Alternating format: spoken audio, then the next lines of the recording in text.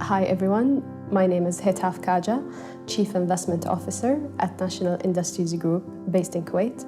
I'm very happy to join you today to share my views about women in the workplace and gender diversity.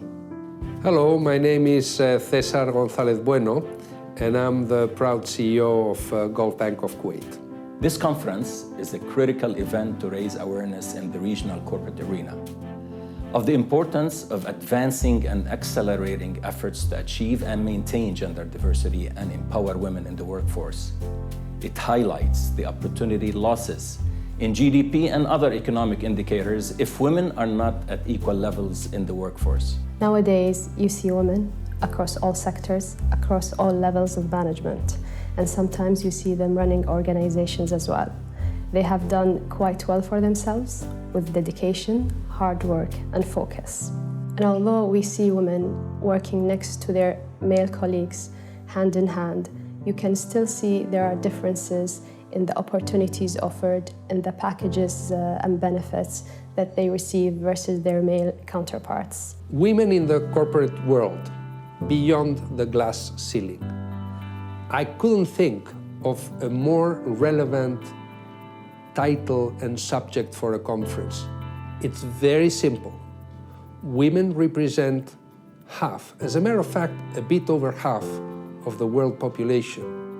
Why is it that we, in the corporate world, can't reach out for that talent that would have such a phenomenal impact in our companies and in our economies?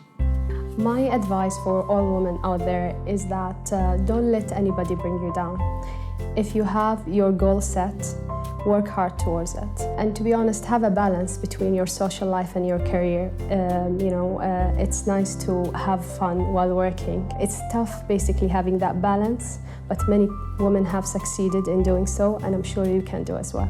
My words of advice to young women entering the career world is really what I told my daughter when she first asked me what she should be when she grows up. And I said, you can be whatever you want to be. Just rely on your capabilities.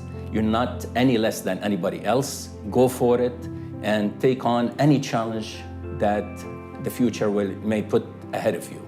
And I think she did a very, very good job. And I truly believe that any young woman can do whatever she wants to do, and she is as equal as any man in the corporate world and in life in general. The big concern is that there is a glass ceiling, and that's why this conference is so relevant. And breaking that glass ceiling is full of complexities that I hope you address with success during this time that you spend together.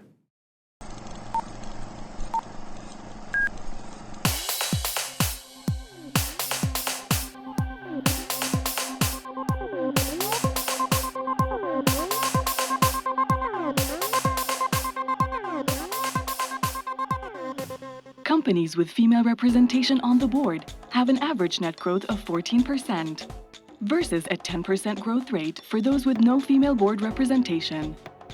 Companies with more women in executive roles have also been reported to average a 47% higher return on equity. Women are also stronger in 4 organizational effectiveness measures, including people development, inspiration, participatory decision-making, and efficient communication. Another interesting factor is that women have also shown to influence 80% of all consumer purchases. Today, there are nearly 20% less working women in the GCC than in Europe and other countries. The sad truth is that nearly 80% of women in the Arab world feel that simply being a woman puts them at a disadvantage in the workplace, creating a glass ceiling that impedes the progression of women's careers. Fortunately, 65% of companies in the GCC have prioritized gender diversity on their strategic agenda. In February 2016, Alghanim Industries and Gulf Bank conducted a nationwide survey to find the key motivating factors of working women in Kuwait. The survey has over 2,000 respondents and counting. 87% of respondents were working women, while 13% were students. Out of the working women, 55% held bachelor's degrees, and 14% held postgraduate degrees. Also, 45% of the working women were mothers. Have you taken our survey yet? If not, it will be sent to all registered emails during the course of the event. So how can we support career-minded women in the corporate world? 7 out of 10 women surveyed favored career growth and development as top factors for career progression, while financial rewards came in second. So, it is no surprise that almost 2/3 of women did not mind working more hours, just as long as they were happy doing it. When asked about private versus public sectors, 60% of respondents preferred the private sector due to the following attributes: challenging work, room for learning and development, career advancement, work environment, company reputation and image, in addition to salary and benefits. On the flip side, 70% of women in the public sector favored it only due to the flexible working hours.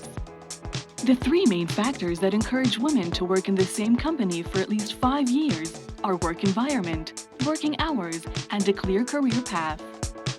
7 out of 10 females who experience or foresee barriers in career progression attributed the barriers to be organization-based factors, such as the lack of organizational support, presence of gender bias, and undefined HR policies.